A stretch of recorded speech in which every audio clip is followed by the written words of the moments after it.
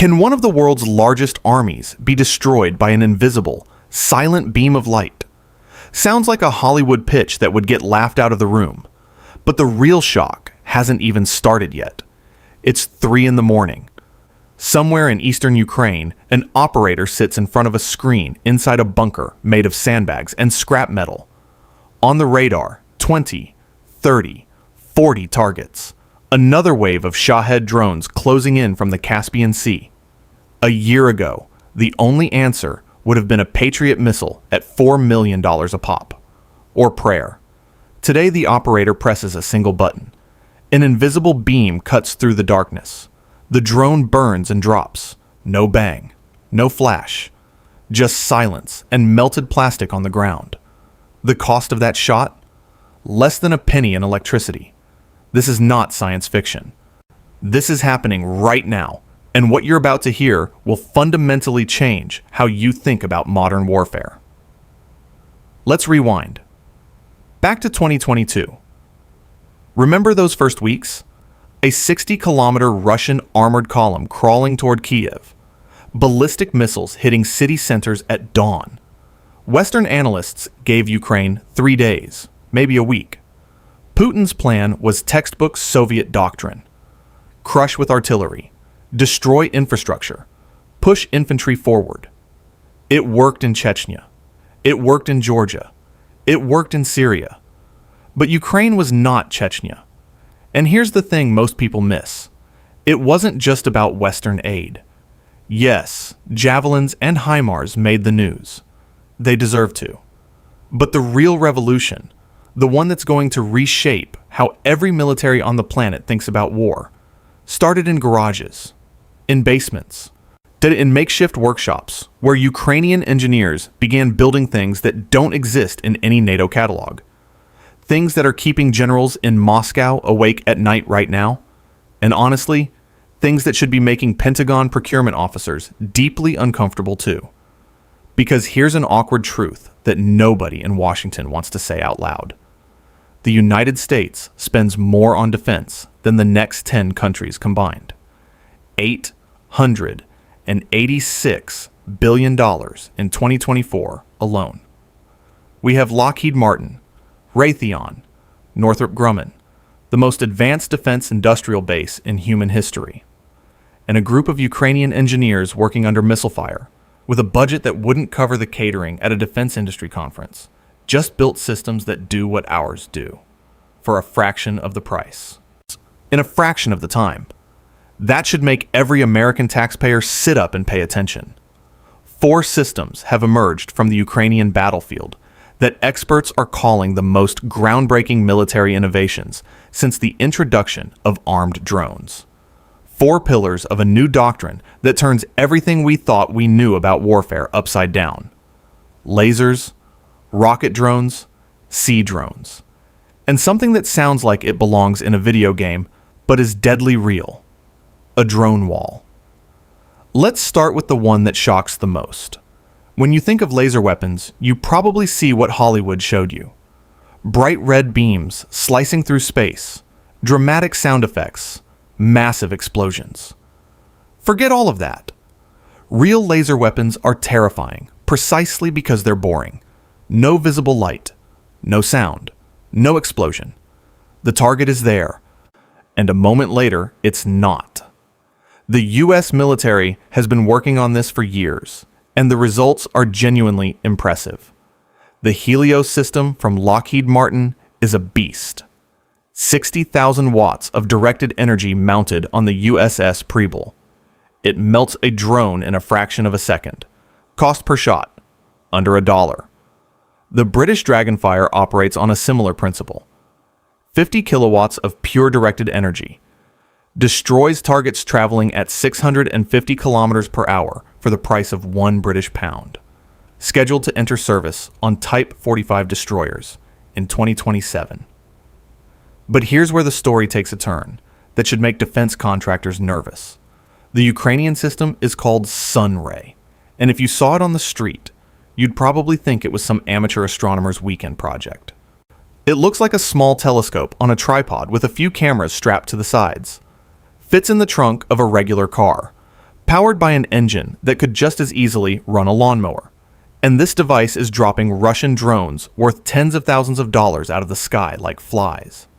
How does it work? Thermal and optical cameras locate the target. The system locks on and tracks automatically. The operator sees everything on screen, presses the button. An invisible beam concentrates energy on a single point of the drone. Within seconds, the material overheats, ignites, and the drone falls. No ammunition to reload. No missiles that can run out. As long as you have electricity, you have an infinite magazine. Now here are the numbers that should keep defense industry lobbyists on K Street up at night. Helios, $150 million, 4 years of development, advanced maritime infrastructure required. Sunray, a few $1,000,000, 2 years, a lawnmower engine. In mass production, Sunray's unit cost drops to a few $100,000. Let that sink in. The U.S. Navy paid Lockheed Martin $150 million for a system that a team of Ukrainian engineers working in a war zone essentially replicated for roughly 2% of the cost in half the time. The European Council on Foreign Relations calls this a seismic shock to the global arms market, and they're not exaggerating. Colonel Pavlo Yelizarov, deputy commander of the Ukrainian Air Force, put it in terms that should echo through every committee room on Capitol Hill. In an interview with The Atlantic, he said that many American companies work for money. For them, it's a business. They get their money. Ukrainian engineers have a different factor, the need to survive. So they move faster. Now, before the comment section explodes, let's be clear. This is not about bashing American defense companies. They build extraordinary systems. The F-35, the Virginia-class submarine, the B-21 Raider. These are marvels of engineering that no other country can match. But there's a difference between building the most advanced system possible and building the most effective system for the problem at hand.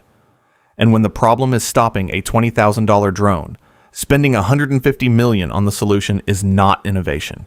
It's inertia. It's what happens when the incentive structure rewards cost-plus contracts instead of results. The Pentagon knows this. The Replicator Initiative, launched to accelerate autonomous systems production, is essentially an admission that the traditional procurement model is too slow for the age of drone warfare. But knowing the problem and fixing the problem are two very different things. Ukraine doesn't have the luxury of that gap. They fix or they die. But Sunray is just the beginning. Kyiv is developing a second laser system called Trident that operates at higher power levels. Trident can neutralize missile warheads, making it the answer to one of the biggest challenges in Ukrainian air defense: saturation. When Russia launches 100, 200 drones and missiles simultaneously, traditional systems simply can't keep up. Every interceptor costs millions, and supply is limited. A laser fires as long as it has power, and it fires for pennies. The Kremlin isn't standing still. Russia's aerospace forces are developing their own systems, Peresvet and Zadira. But Western experts agree.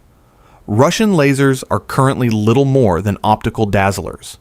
They can disrupt sensors, but they don't melt metal. They don't shoot down drones.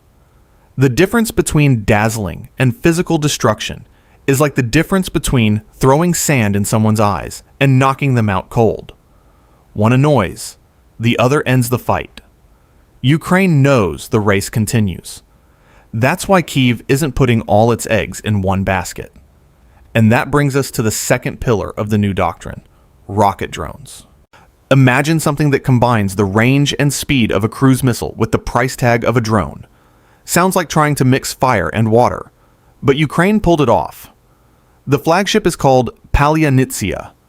Powered by a turbojet engine, it reaches 900 kilometers per hour. Its range is 650 kilometers, meaning it can strike targets deep inside Russia from Ukrainian-controlled territory. It weighs 320 kilograms, 100 of which is the warhead, guided by a GPS/INS system that can overcome jamming through terrain following navigation. But the real revolution is in the economics. Each Palianytsia costs less than $1 million, 10 times cheaper than a conventional cruise missile. Ukraine plans to produce 3,000 of them. 3,000. Think about that strategically. This isn't a single precision strike. This is a rain of fire that can't be stopped because intercepting each one costs many times more than the weapon itself. And the rain is already falling. Zelensky has publicly announced that Palianytsia has turned dozens of Russian targets to ash. The effects are visible in Russia's war economy. A 20% drop in fuel availability across their energy infrastructure. Military airfields deep inside Russia, massive fuel depots, logistics hubs supplying the front, everything is now in range. Every Russian target within 650 kilometers of the front line lives in Palianytsia's shadow. For Americans used to Tomahawk cruise missiles at roughly $1.5 million each, the math is staggering. So Ukraine is achieving comparable strategic effects with weapons that cost a fraction of what we spend, and they're producing them at a pace that would make any defense contractor's head spin. The arsenal goes deeper. Peklo has a range of 700 kilometers and an 800-kilogram warhead. Ruda, optimized for maritime targets at 250 kilometers range, has already been used successfully in combat and is being prepared for serial production. These systems have hit the port of Novorossiysk, Russian oil refineries, ammunition depots. The target list grows every week. The Kremlin tried to respond. Enhanced electronic warfare. More S-400 missiles for interception. But here's the paradox that should terrify Russian planners. Every S-400 missile costs millions. Every Ukrainian rocket drone costs a fraction of that. The more drones Ukraine launches, the faster Russia burns through its most valuable air defense arsenal. It's an economic trap with no good exit. Shoot the drone down and go bankrupt. Don't shoot it down and lose the airbase. But if you think air and land are the only arenas of this revolution, the next part of this story will blow your mind. Because what Ukraine has done at sea is perhaps the most incredible chapter of all. Ukraine has no navy. In the traditional sense, it has no fleet. Russia has one of the largest navies on Earth. Cruisers, frigates, submarines, missile corvettes. And yet, Ukraine effectively controls the Black Sea. How? One word: drones. Since 2022, Ukrainian engineers have developed a family of sea drones that turned the Black Sea into a nightmare for the Russian fleet. Subbaby, Mura V5, Mamai, Subbaby. Each system is its own story, but together they form an arsenal that has chased the mighty Black Sea fleet into retreat. Start with Subbaby, because its evolution perfectly illustrates the Ukrainian approach. At first, it was simple: small, fast, disposable. A kamikaze drone on water. Approach the target, detonate, end of story. But Ukrainian engineers don't leave things alone. Each version got more sophisticated. Today, Subbaby is a multi-role combat platform with a range of 1,500 kilometers and a payload capacity of 2,000 kilograms. AI-assisted targeting, can carry Grad rocket launchers, can mount a machine gun turret, can even transport torpedoes. From a simple kamikaze drone, it became an unmanned warship. Mura V5 is the child of Ukrainian military intelligence, HUR. 800 kilometers range, 80 kilometers per hour, 250 kilogram warhead. But what matters most are the combat results. According to her, Mura drones struck 18 Russian ships.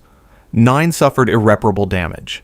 The missile corvette Ivanovets, the landing ship Caesar Kunikov, the patrol ship Sergei Kotov. That last one deserves special attention. 5 Mura drones attacked simultaneously in the Kerch Strait, not one after another, but all at once, from different directions. The ship, worth $65 million, didn't stand a chance. It sank. But even that isn't the climax. The climax came in December 2025, and it's a moment that will appear in naval warfare textbooks for generations. The Ukrainian Security Service sent an underwater drone called Subbaby into the port of Novorossiysk. The target, a Russian Kilo-class submarine. Anchored in port, theoretically safe, surrounded by protective measures. Subbaby reached it undetected and struck. For the first time in the history of warfare, an unmanned underwater vehicle attacked a submarine. First time. Ever. The vessel, worth $400 to $500 million, was critically damaged and taken out of service. This attack was the culmination of strategic pressure that had already forced Russia to withdraw its entire Black Sea fleet from Sevastopol to Novorossiysk. And now it turned out that Novorossiysk wasn't safe either. For the U.S. Navy, this carries profound implications. America operates the most powerful naval fleet in history, carrier strike groups worth tens of billions of dollars, and Ukraine just demonstrated that an unmanned underwater vehicle costing a tiny fraction of that can take out a submarine worth $500 million. The math doesn't favor the status quo. If a country without a navy can neutralize submarines with cheap autonomous drones, what does that mean for carrier groups operating in the South China Sea? In the Persian Gulf? In the Mediterranean? The admirals in the Pentagon are thinking about this. You can be sure of that. The impact extends far beyond sunken ships. These systems directly threaten Russia's control over Crimea. The peninsula Russia annexed in 2014 is now within range of drones that can hit every port, every bridge, every military installation. Ukraine is also targeting Russia's so-called shadow fleet, tankers circumventing sanctions. The tankers Kairos and Virat were hit by Subbaby drones, seriously disrupting Russian oil transport in the Black Sea. In the future, Ukrainian sea drones are expected to target ports, bridges, and trade routes extending into the Mediterranean. Russia's response, the Sirius 82 sea drone, hasn't matched Ukrainian capabilities. British Ministry of Defense intelligence reports are clear. Russian sea drones are still in early development. Ukraine has years of combat experience that can't be replicated in a lab. And now we come to the fourth pillar, maybe the most futuristic of all. Something that sounds like a tactic from a video game, but is currently undergoing combat testing on the Ukrainian front. The drone wall. Throughout this story, we've been talking about offense, lasers shooting down enemy drones, rocket drones striking Russian bases, sea drones sinking ships. But defense matters just as much. And in defense, Ukraine just created something that could change the security of all of Europe, and by extension, reshape what NATO's eastern flank looks like for decades to come. The system is called DWS-1, developed by French startup A-Trade, but Ukraine will be the first country in the world to deploy it in combat. The concept is brilliant in its simplicity. One operator controls 100 drones simultaneously. 100. The system consists of 200 small FPV interceptor drones managed by artificial intelligence. When radars detect an incoming threat, the drones launch and form a curtain in the air, a layered barrier suspended in the sky like an invisible wall. When a Russian Shahed drone or a KAB glide bomb flies into this barrier, the nearest FPV drones automatically steer toward the target and detonate, destroying it. Picture a safety net stretched across the sky, but an intelligent net that decides for itself what to hit. One of the most critical features of DWS-1 is GPS independence. This is crucial because Russia massively jams GPS signals along the entire front. Every drone in the system carries its own three-dimensional map of its area of responsibility. Even if GPS disappears, the drones know where they are and what to do. They're resistant to Russian electronic warfare, which is precisely the biggest threat to Ukrainian drones today. And then there's the feature that, from an economic standpoint, it is the real game changer. Drones that miss their target return to base. They can be reused. Compare that to a Patriot missile. Cost per shot, $2 to $4 million. Hit or miss, the missile is spent. The money is gone forever. With DWS-1, a swarm of 100 drones launches. 10 destroy targets. 90 return, ready for the next mission. For anyone who's watched congressional hearings about Pentagon spending, this should sound like music.